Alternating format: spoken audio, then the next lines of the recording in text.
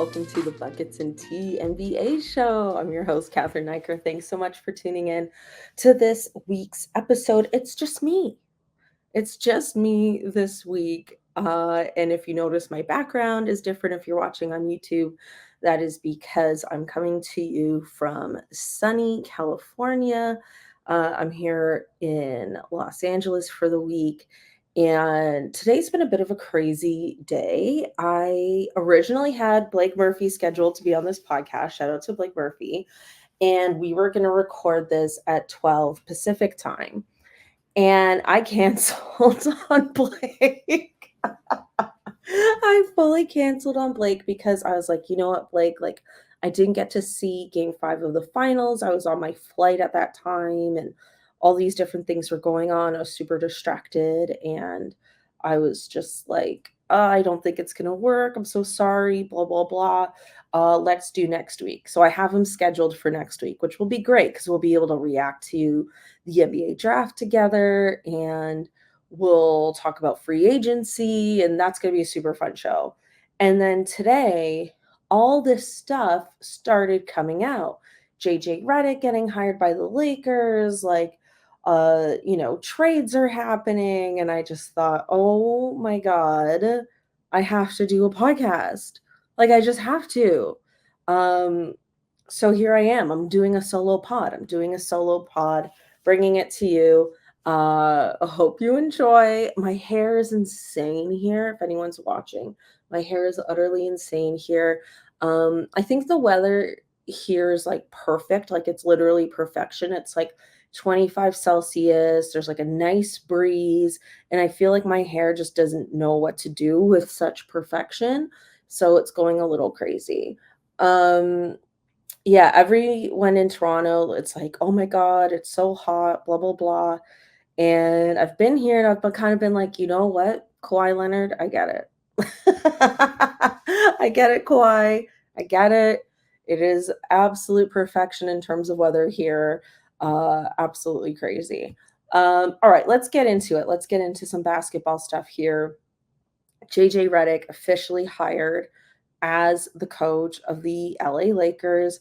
I believe it's a 4-year deal for $8 million a year. I think this is actually good. I do think this is going to be a good hire, and I'll say why. Because obviously him and LeBron James are friends, but also this team is not winning a championship. Like, I feel like the Lakers have kind of accepted their fate at this point, that they're not going to win another championship with LeBron James. I think, and I could be wrong about all this, this is just my feeling. I think this coming season is likely to be LeBron's last season. And I think for the Lakers, they're like, we want to have a coach that obviously LeBron's going to like and get along with. Obviously, he gets along with JJ. But also, too, we need a young coach for what will be the inevitable rebuild, or at the very least retooling, if they want to try and rebuild around Anthony Davis, with the franchise going forward. So they need someone for this kind of like awkward transition period is how I see it. And that's why I think they were after Dan Hurley from Connecticut in the first place. So I think a lot of people are going to hate this hire because he doesn't have previous coaching experience, but I don't think this will be the worst thing in the world for the Lakers. Like, he very much gives off like, always tries to be the smartest guy in the room energy, which I don't hate. And, I think most coaches are probably like that. And I think he will have this sort of LeBron farewell season to, I don't know, like work out the kinks, so to speak, is what I'm thinking, right? Like he'll have this year to like learn. And then he'll move on. So anyway, I think that's sort of my thoughts on the J.J. Reddick hire right now. I also think the timing of this is sort of interesting because last night the Detroit Pistons fired Monty Williams, and then it was immediately said that J.J. Reddick was in contention for that job. And I think the Lakers were, I don't know, playing hard to get or something. They've been, I mean, when did they fire Darvin Ham? In April? Like, it's been a long coaching search. And I think once they realized, like, oh, we could lose J.J. Reddick to Detroit, maybe we need to finally get our shit together and make this decision now. I mean, it's also like, it's so close to the draft, and he'll have like a handful of days to like work with the front office to figure out who they want to draft.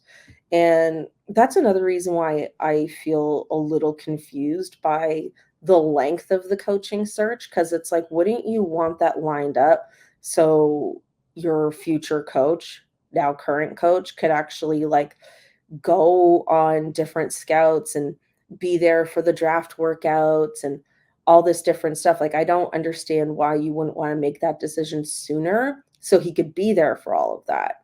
So I find all of that very confusing, but the Lakers have a weird way of running their organization, to be honest. So I really can't get over my hair. I'm sorry for everyone watching. I have one piece of hair in particular that is just really, and then because I'm not talking to someone else, I'm just talking by myself to everyone else listening.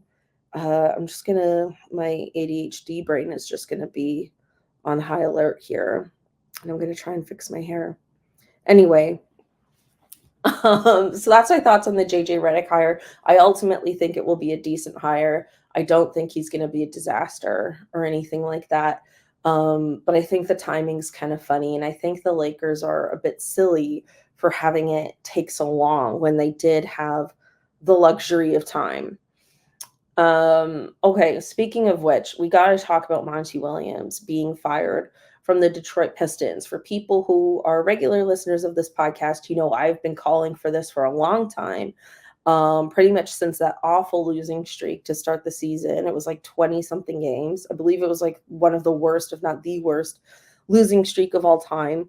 Good riddance that they finally got rid of him. I don't know what took so long on their part either. Same thing. You're firing your coach days before the draft and you're literally in rebuilding mode. Like, why would you do that? Why would that take so long? I mean, I know it's a lot of money. He's getting paid out like $65 million. But again, it's just like, think about the future of your franchise here. Like, why would you sit on that for so long? Like, they had to have been thinking about it since early December, frankly, right? Like, they had to have been. So, I mean, I'm glad that they finally made this decision, but it feels a little hasty. And I worry for the Detroit Pistons organization as a whole, because a part of me wonders how much do they have their shit together? I mean, I think we know the Lakers don't, because we talk about the Lakers so much. We, as in, the national media, we're always hearing about them. And obviously that makes sense. But with Detroit, I'm just like, what is going on with this team? Why is everything so abysmal all the time? Especially for the last decade. I mean, even like, I mean, they won a championship 2 decades ago, but it just feels like it's been grim there for a really long time. And I worry for the fans in Detroit, for people who care about that franchise. I mean, they do have a nice legacy as a franchise, and I don't think they're gonna, like, I don't know, God forbid, like, move or something. But I want good, or at least better, things to happen for this franchise. Like, I legitimately feel bad for the fans there. Sorry, for the fans there. I'm not crying. I was just, I forgot my water again, but I do have my mints. This is ridiculous. But yeah, like, I really feel bad for the fans of Detroit, because they've been putting out such a shit, quote unquote, product. I mean, I don't like to refer to people as products, but you know what I mean. Um, they've been putting out such a shit product for so long, and now they waited so long to fire this coach who was clearly not motivated to be there. Like, $80 million couldn't motivate this man to get up and will that team to something better than they were. And I do think he is largely responsible for the dismal season they had last year. I mean, I know a lot of people will say, like, well, the team isn't very good, blah, blah, blah. But it's one thing to have not a good team with very low expectations, and it's another thing to have the worst losing streak in franchise history, right? Like I think he has to take the blame for that. And I also think, he didn't do anything for the culture there in terms of like making, giving people any ounce of hope at all. Like it just seemed so depressing every time you saw a Detroit Pistons game. And, like everybody was rooting for them to win because everybody wanted the streak to be over because it was just painful to watch. And, good riddance. Like, I'm glad he's gone. I'm really glad he's gone. And frankly, I hope he never coaches again. It makes me genuinely mad that he went into that situation with such a lack of care. Um, I hate that he has such a large payout, but it is what it is. I don't think he deserves any of that money. I think he should be forced to donate a good portion of that money to Flint, Michigan. I think he should be forced to help them get clean water. I mean, what are we doing? I mean, okay, I know, people who take things very literally will think, oh, it's not his responsibility. Hello. And of course it isn't, but $65 million would go a long way in the state of Michigan, is what I'm saying. And, for him to have that, it's just further proof that, life in the world just aren't fair. But it is what it is. Good riddance. Um, in terms of their next coach, I don't know who that's going to be. There probably are some decent candidates out there. They probably don't have a lot of money to spend on a coach at this point.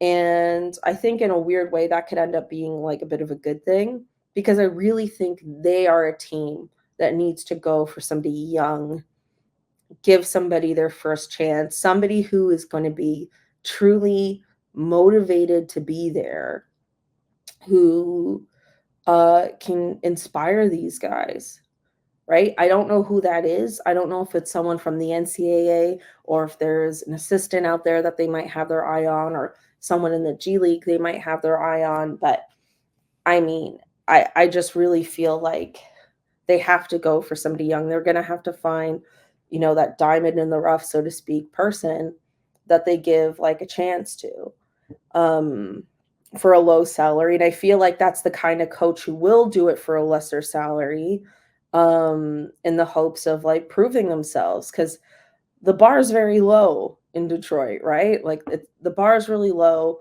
I mean, I think they just need to get them to um, a respectable, not winning streak, but just a respectable record. Um, but yeah, I really, really dislike the way Monty Williams went about things this past season, and I'm glad he's gone. I'm gonna have a mint. If we were watching on YouTube, I do feel like I look very washed out in this room, and I think it's because the walls are a very intense yellow. I'm staying at my friend Anna's place in Long Beach. It's very nice here, actually. It's very nice. Long Beach is very far away from everything, and I have to get Ubers here because I didn't rent a car for the week, and it's cost me like $50 to get like anywhere in like a whole hour. It's kind of madness. But anyway, that has nothing to do with basketball. Okay, the Caruso trade. Let's talk about this. So, Alex Caruso is being traded to Oklahoma City for Josh Giddy. Love this. Love this trade. I think this is excellent. I think Alex Caruso is a great role player. I think he's going to fit in super well in Oklahoma City. This is exactly the type of move they needed to make. And I hope that the Chicago Bulls are finally going to commit to the rebuild. It seems like they are. Josh Giddy's a young player. I almost said a stupid joke. Anyway, we all know where that would have gone. He's a young player. I actually do think, scandal aside, that Josh Giddy does have a decent amount of potential. Like if you saw him in these playoffs, like he did struggle in the playoffs. There's no question about that. But he is a really tall guard and he can play multiple positions. And he is the type of like flexible, versatile player that a lot of teams really like. I think he just needs to find a shot, frankly, and maybe improve a bit as a passer, although I do think he's a decent passer. Um, but I think a rebuild situation might actually be good for Josh Giddy. And, I don't think he's going to, I don't think his ceiling is like all star necessarily, but I think he could become a very dependable role player. And I think he could become, if he improves on the defensive side of things, I don't know. I feel like his ceiling would be like an OG and an OB type, but a bit more of a point guard. That's where I see things going for him if things go well. And if they don't go well and he is the way he is, then whatever. Then they can move on from him from there.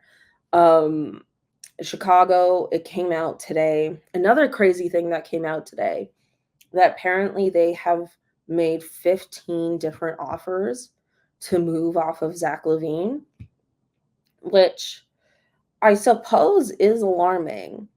But at the same time, I feel like we don't get to find out how many attempts other teams have made to trade other players, right? Like, so for example, like when Westbrook was with the Lakers, we don't know how many offers or attempts were made to trade him before they found a deal with the Clippers, right? Like, there's so many players with like these really difficult contracts, and we have no idea how many offers get made, per player. So I guess it's noteworthy in the fact that like it wouldn't be a news headline if, if 15 offers was normal. But I like, when I saw that, it just made me curious to know like what's the average number here? You know what I mean? Like, I have no idea what the average number is, or anything like that. But, it seems like they've been trying to move off of him for the last year. And then when he got injured early last season, it made it kind of impossible. So then it seemed like those talks were on pause. And now they're back on again, which, adds to the 15, right? 15 attempts. Yeah, I don't know who would be a good fit for Zach LaVine, to be honest. Like, I really don't know where he makes sense. But, it seems clear that they are very much about the rebuild.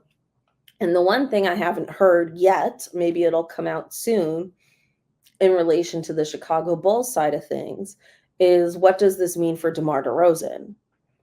Right? Like, where does DeMar DeRozan go? Because I feel, and I'm sure many people listening and watching this podcast feel, that DeMar would be an amazing asset on a team going for a championship. Like, this is what I really want for DeMar. I want him to be on a championship contending team. I don't know what team that is.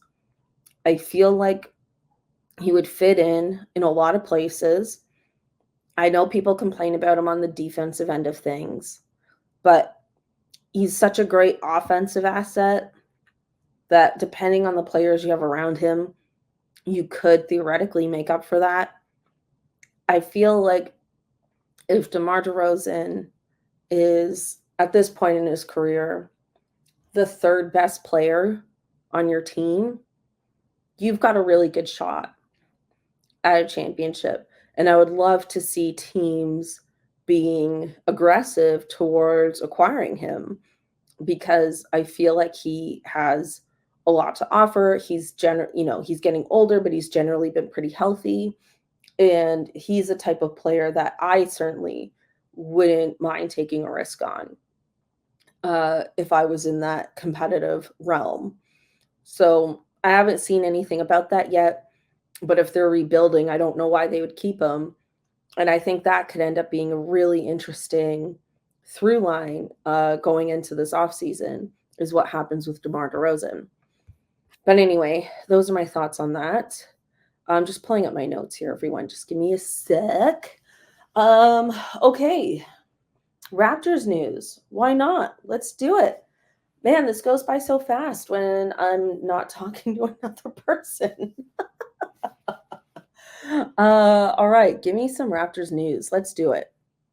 So, the latest draft rumor that came out today, another crazy thing that came out today, is that Masai Ujiri, according to Rich Paul has said that Masai is interested in Bronny James. Interesting, right? Does Bronny James make sense for Toronto? That's really hard to say. I feel like, not that I've watched a ton of Bronny James games, like admittedly, but his averages are not great. I mean, he averages like 4 points a game or something. Right here, hold on. I have it in front of me. I can pull it up. We have the 19th and 31st picks in this draft. He averaged 4.8 points, 2.8 rebounds, 2.1 assists on 36% shooting. But I mean, for a number 19 and 31st pick, that sounds kind of aligned, right? So from that perspective, I don't necessarily hate it. I wonder if the actual leverage play here is if they can draft him, they draft him, but then that means he turns into a possible trade asset. Because we all know LeBron wants to play with Bronny. He has said that he wants his, last season to be with his son, which is another reason why I think this coming season will be his last season. And, if the Lakers can't draft him and the Raptors do instead, then maybe they start talking about deals there. I don't know for who or for what, but I feel like, last season, during the trade deadline or even before that, when Masai had that press conference after trading Pascal, I mean, he talked about wanting to do more trades, right? And he wants to build around Scottie. And being a rookie this season doesn't necessarily align with where Scottie Barnes is right now. So, don't be surprised if the Raptors make a trade. Don't be surprised if the Raptors draft Bronny and then trade him. And honestly, I wouldn't even necessarily be surprised if they kept him. Maybe they see, a higher ceiling for him. I mean, he had that awful cardiac arrest moment last summer. He seems okay. I can't even imagine being the parent of like an 18-year-old going through something like that. But I also think if I was worth hundreds of millions of dollars, would I even try to put my kid through through sports at that point? But I mean, whatever, like Bronny, if he wants to play basketball, he has every right to. But yeah, I mean, I just, the way I read into this is, maybe Masai just wants people to talk about the Raptors in general. Who knows? But I see it more as a leverage play towards a trade than I see us necessarily like drafting Bronny because we want to like develop and grow him as a player. But who knows? I mean, I feel like I'm better at reacting to things than predicting, but I thought, it was definitely noteworthy. Had to mention it today. But yeah, my first instinct is I think it's more as a trade asset than anything else because everybody keeps talking about how this is like not a good draft and blah blah blah. So, feels like a bit of a crapshoot this year. Speaking of which, Raptors Republic, I should have mentioned this at the top of the episode, is having a draft party. If you want to come hang out with us, I believe it's June 26th at the Three Brewers Pub on Yonge Street, across from the Eaton Center. I'll be there. Samson and everyone will be there. So come hang out if you want. We can watch the draft together. I'll drink a red wine because that's what I do, and have a good time. What else do we have here? This is so spontaneous that I legit forgot to get water. I just need everyone to know that this is so spontaneous. Anyway, Okay, what else do we need to talk about here? OG Anunoby, former Raptor, former love of our lives, uh, has it's been reported that he is not happy with the Knicks offer and is going to pursue other offers in free agency. Now, a lot of people are talking about could he end up coming back to the Raptors? First of all, if he came back to the Raptors, that would be amazing. Obviously, we would all love that. That would be absolutely incredible. And then we can get more Schick razor commercials with him doing the, back of the hand situation.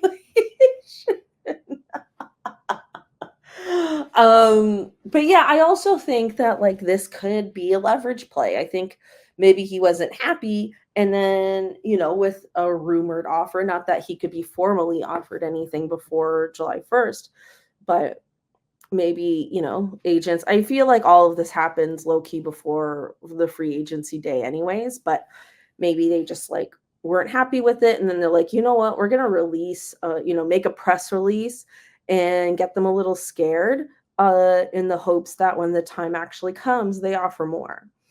I mean, a part of when OG was traded, it was because he kind of he made it known that he didn't necessarily want to come back to the Raptors. He wanted to pursue other markets, particularly New York, and that's kind of in part why they were able to get that deal done. So I mean, I would be shocked if the Knicks lost OG. Like I feel like that would be like a really terrible loss for them. He fits in with that team so well. They look amazing when he's healthy on the court. Um, so I really think this is more of a leverage play than a realistic option. But hey, I mean, I've been wrong before, and this is as the no dunks guys say, NBA silly season. So we'll see. But I think yeah, I think this is just a leverage play. And the same very similar situation, rumors have been coming out about Klay Thompson, it's not Raptors related, obviously, but that he's going to be exploring options in free agency. He wants at least a 3-year deal, this, that, and the other. Um, I mean, I'm sure he is going to explore his options, as everyone should, but I also think this is a leverage play. Like, I think this is, he's been going back and forth with the Warriors for a while now. He wants a big offer. And I think in that situation, it might be more realistic that he does leave, which would be crazy. Um, but yeah, I think that I think all of this media stuff is just for leverage, and it's part of the negotiating process, and they play the media to their advantage. I truly think that that's all that's happening. Pascal Siakam is rumored to get a major offer from the Pacers. I think it was like 120 mil or something like that. 189.5 million max contract. So congrats to Pascal. He deserves it. I'm very happy for him. I mean, they made it to the Eastern Conference Finals this year, and granted, the Knicks were injured and stuff like that, but I don't see the Pacers currently as like a championship team, but I see them as a very good team. And I think it's all in the realm of possibility that they could be in the Eastern Conference Finals again. Um, I do feel like they're probably one player away. I don't know who that is, but the Pacers have been very smart in the last several years in terms of the moves that they've made. Obviously, the huge like Sabonis for Halliburton trade really worked out on both sides. The Siakam trade, they clearly won that trade. I think every Raptors fan could agree that the Pacers absolutely won that trade. And they've been very low key smart about all these moves that they've made. So I kind of I look at the Pacers and I'm like, I trust this organization to make the right moves. Um, Re-signing Pascal is great for them. I like it. I mean, the contract's big, but it's not, you know, it is what it is. And we'll see how this new CBA affects other players' moves and stuff. But if they, if all these other teams are like, oh, we can't afford a big three anymore, and every team is reduced to a big two, quote unquote, at best, then Halliburton and Siakam in the Eastern Conference is definitely going to be one of the better 1-2 combinations in the East. So I think it's great. I'm really happy for them. Sad for us, I guess. Freddie Rivas of Confederacy of Dunks. Very upset still to this day that we lost Pascal Siakam. I am too, but I feel like I'm a little more over it than he is. But you let me know. Let me know if you feel like it was like the biggest mistake in the world that we traded Pascal. Pascal did not say he wasn't going to stay in Toronto. I think if anything, he said he did want to stay in Toronto. I personally think, and this is just a personal theory based on things that I've read, that I think Scotty Barnes and Pascal just didn't really get along.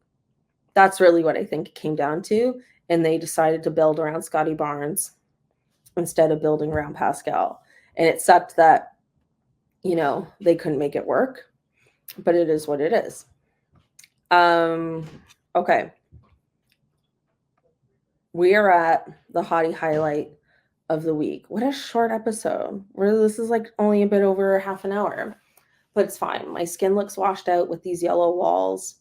I can't wait to go back outside into this perfect weather. But here we are. My NBA boyfriends have made a big splash this week in terms of hottie highlights. We have Klay Thompson doing an amazing clapback to one of the, I can't call them a fan, a troll, who's trolling him on his post. And he had a great comeback, which I don't have in front of me because I have too many tabs open. Let me see if I can get it. And then the other is our good old buddy, Nick Nurse, on the Draymond Green podcast. Now, before you roll your eyes, I know for some people listening, Nick Nurse on the Draymond Green podcast is like their literal nightmare. They hate both those guys. They're like, I'd rather stick needles in my eyes than listen to those guys talk about basketball for a whole hour. I get it, but I'm not a hater, okay? Not a hater. I really enjoyed it. I really am trying to find this Klay Thompson post. Sorry about this. Usually I do this when the other guest is talking. Hold on. Can I get this? Oh my God. I'm going to have to ask Daniel to edit this pause. Hold on. I might have it. Yeah, okay. So Buddy posted, you already knew people was going to talk about your 0-10 game before posting this. And then Klay Thompson wrote, hey, young fella, I'm rooting for you. Eat your greens and get proper sleep nightly, and you will make the NBA one day through hard work and perseverance. Obviously, deep sarcasm there, which I always appreciate. Love sarcasm. And then Nick Nurse on the Draymond Green podcast, they chatted for a whole hour. As a Raptors fan, I recommend it. There were a lot of Raptors related conversations in there, particularly about the championship run, who he thinks the best Raptor of all time is, the box and one play that he drew up against Golden State. If you've been reminiscent about the championship season this past month, as according to my social media, many people have been, then I recommend. So I'm giving it to Nick Nurse as a throwback to when this segment used to be the Nick Nurse hottie highlight of the week. If you're new to the show, this segment was just dedicated to Nick Nurse and the fun suits he used to wear and like the guitars and all the weirdness. And then that slowly faded away. As we all know, he got fired, which he deserved. I did not like him here the last season he was here at all. But nonetheless, it was nice to see him being a version of himself that he was, I felt, during that championship season. Laid back, blah, blah, blah. Also, low key, he was seen having dinner with LeBron James at a restaurant in Philadelphia. Why? I have no idea. It was very odd. Why are Nick Nurse and LeBron James having dinner? It could have been a lunch. It could have been a lunch, but regardless, a meal. So I don't know what's happening there. Probably nothing, but interesting nonetheless. I'll wrap it up there. 35 minutes, 36 minutes of just me talking. Good Lord. I hope you all enjoyed it. I hope you all enjoyed it. You know, I apologize for the spontaneous nature of this episode. Again, apologies to Blake Murphy. We ran out of time. It's a throwback to Kimmel and Matt Damon, if you recall. Yeah, just so much news started coming out as the day unfolded, and I thought, all right, let's do something here after all. So thank you again. We'll be back next week. I'll be back home. I'll have a guest again, and all that good stuff. So thanks everyone. Hope you're enjoying your summer. Hope you're handling the heat okay in Toronto. And I'll see you soon. Bye.